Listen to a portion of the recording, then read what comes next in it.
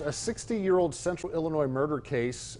Could the man known as the Starved Rock Killer now have his name cleared? Well, that's the hope of his attorney after he revealed what he says is new DNA evidence in the case this afternoon. Our Demetrius Sanders gives us a closer look at the case, what DNA testing may reveal, and if it could lead to that conviction being overturned. Demetrius. Well, Shelby, Mark, since 1960, the question has been whether or not Chester Weger was responsible for killing 3 women at Starved Rock State Park. Today, his attorney says hair found on one of the victims and multiple pieces of other evidence should make that answer a resounding no.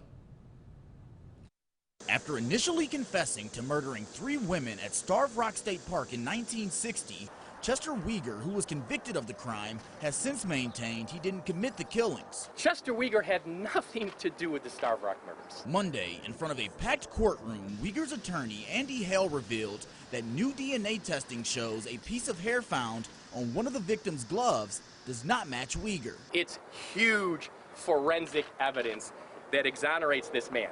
This hair on the glove of Miss Murphy. The hair sample that was found is instead linked to an unidentified man.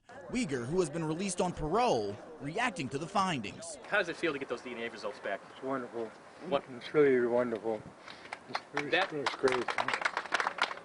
Hale says the DNA testing adds to evidence he feels proves Weger's innocence, including a conversation heard by a phone operator detailed in a police report. Where an operator overheard 2 men talking about the crime. The kid's got the bloody overalls in the trunk of a car.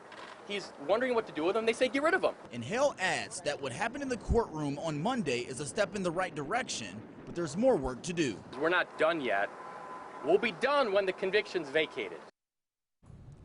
Now, Weger's attorneys are hoping to submit the DNA evidence to a database to help determine whose hair it is. He adds that the Will County State's Attorney's Office has the power to vacate the conviction, and he will meet with them to discuss making that happen. Shelby.